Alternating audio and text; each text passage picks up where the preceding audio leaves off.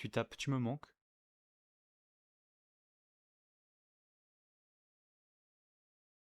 et une voix qui sonne comme la sienne te répond «Je sais, mon cœur». Il y a une entreprise, aujourd'hui, qui peut prendre les derniers messages textos de ta mère, sa voix dans une vieille vidéo, et te la faire répondre. Ce soir, en temps réel. Tu n'as pas besoin d'avoir perdu quelqu'un pour comprendre cette peur, elle est déjà en toi. C'est la peur de la dernière conversation, qu'on ne sait pas encore être la dernière. Le « à plus tard » qu'on dit sans y penser, et qui devient un jour la dernière phrase qu'on n'aura jamais échangée avec quelqu'un qu'on aimait. C'est la peur du silence après, le téléphone qui ne sonnera plus jamais avec ce nom-là à l'écran. Et maintenant, pour la première fois dans l'histoire humaine, ce silence n'est plus obligatoire. On peut le remplir, artificiellement, à la demande. Ce n'est pas un fantasme de film, c'est déjà là. Des entreprises entraînent des IA des années sur des messages textes, des emails, des messages vocaux d'une personne décédée, pour reconstruire sa manière de parler, ses tournures de phrases et ses private jokes. En Corée du Sud, une émission a fait revivre en réalité virtuelle la fille d'une mère endeuillée. Elle a pu la voir, lui parler, la toucher dans un monde simulé.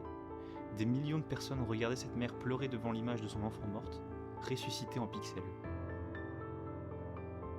D'autres services clonent la voix d'un parent décédé à partir de 3 minutes d'audio. 3 minutes. Et la machine peut ensuite lui faire dire n'importe quoi, avec ce timbre, cette intonation, cette respiration qu'on croyait perdue à jamais. On appelle ça de la résurrection numérique. Le nom est presque honnête pour une fois. Il y a plus de 2000 ans, un philosophe grec proposait une consolation radicale face à cette peur. Épicure écrivait « La mort n'est rien pour nous ». Son raisonnement est simple, presque brutal. Tant que nous existons, la mort n'est pas là. Et quand la mort est là, nous n'existons plus. Les deux ne se croisent jamais. Donc, disait-il, il n'y a littéralement rien à craindre, parce qu'il n'y aura jamais personne en nous pour ressentir cette absence. À vrai dire, c'était surtout une philosophie faite pour apaiser les vivants face à leur propre faim. Mais Épicure n'avait pas prévu ça. Il n'avait pas prévu qu'un jour, on pourrait faire semblant que l'autre n'est pas parti, que la mort ne serait plus rien pour nous, parce qu'on refuserait, littéralement, de la laisser être quelque chose. Sa consolation supposait qu'on accepte l'absence. Le revenant numérique, lui, ne propose rien de tel. Il propose de ne jamais avoir à accepter. Un siècle plus tard, un autre philosophe va plus loin. Heidegger dit que ce qui rend la vie humaine authentique, c'est justement le fait d'assumer sa propre finitude, de se savoir mortel, réellement, jusque dans le corps. Il appelle ça « être vers la mort ». Et il dit que la plupart d'entre nous vivons dans le déni de cette vérité. On se noie dans le bruit, les distractions, le quotidien, précisément pour ne jamais avoir à regarder la mort en face. Et si l'IA qui ressuscite les voix des morts n'était que la version la plus sophistiquée de ce déni? Le confort ultime pour ne jamais faire le deuil. Parce qu'un deuil, un vrai, ça oblige à ressentir un manque. Et le manque, aussi douloureux soit-il, c'est ce qui nous force à continuer à vivre, malgré l'absence. C'est ce qui donne un poids réel à ce qu'on a perdu. Une machine qui répond à la place du mort ne comble pas le manque, elle l'anesthésie. Et une douleur anesthésiée ne guérit jamais. Elle attend juste, sous la surface, que l'anesthésie s'arrête. Prenons 2 secondes pour respirer. Si cette idée met mal à l'aise, c'est normal. Prenez le temps pour vous abonner maintenant 2 secondes, et on continue tout de suite à démontrer ce que personne d'autre ne te regardait en face.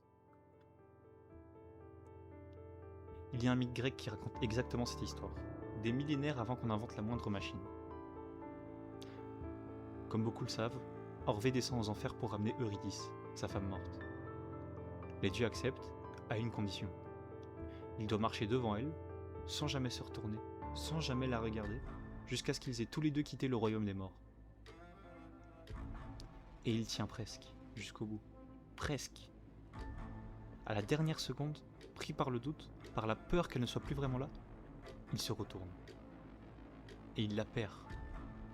Pour toujours cette fois. Le mythe ne dit pas qu'Orphée a échoué parce qu'il ne l'aimait pas assez. Il dit qu'on ne peut pas ramener les morts sans les perdre une seconde fois. Plus violemment encore. Chaque conversation avec une voix artificielle qui imite un mort, c'est un regard en arrière. Encore et encore et encore.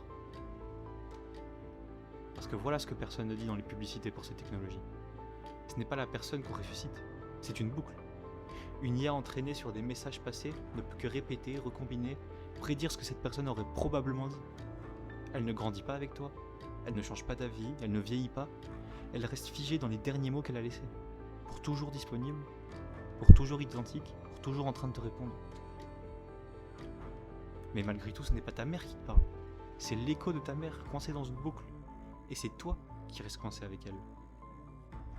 Parce que le deuil, aussi cruel soit-il, avance. Il a un chemin, et il a une fin, même douloureuse. La boucle, elle, n'a pas de fin. Elle a juste un abonnement mensuel. Et il y a des questions éthiques qu'aucune de ces entreprises ne se pose dans les publicités. Est-ce que la personne morte qu'on ressuscite a donné son accord? Pas toi, elle, ta mère, ton père, ton frère. Est-ce qu'un seul d'entre eux, de son vivant, a signé quelque chose disant « Si je meurs, entraînez une machine sur mes messages, faites-la parler avec ma voix, vendez-la à mon fils pour 20 € par mois ». Non, parce qu'on ne demande jamais ça à personne. On récupère des données laissées derrière, des messages privés, des mémos vocaux, des vidéos de famille, et on les fait travailler pour un produit, sans consentement, parce que la personne qui pourrait s'y opposer n'est plus là pour s'y opposer. C'est peut-être la première fois dans l'histoire qu'on peut littéralement exploiter quelqu'un après sa mort sans qu'il puisse jamais dire non. Et ensuite, il y a l'argent. Ces services ne sont pas gratuits. Ils vendent un abonnement contre ta douleur. Ton chagrin devient un modèle économique récurrent. Plus tu es attaché, plus tu payes longtemps. Ce n'est pas un hasard si certaines de ces plateformes utilisent exactement le même vocabulaire que les applications conçues pour créer une dépendance. Notification, rappel, petit message où elle dit « Elle vous a laissé un message aujourd'hui ?» Il y a aussi une question qu'on n'a pas encore de réponse. Qu'est-ce que ça fait à un enfant de grandir en parlant chaque soir à un parent mort, sans jamais vraiment comprendre que cette voix n'a plus de conscience derrière elle? Personne n'a le recul pour le savoir.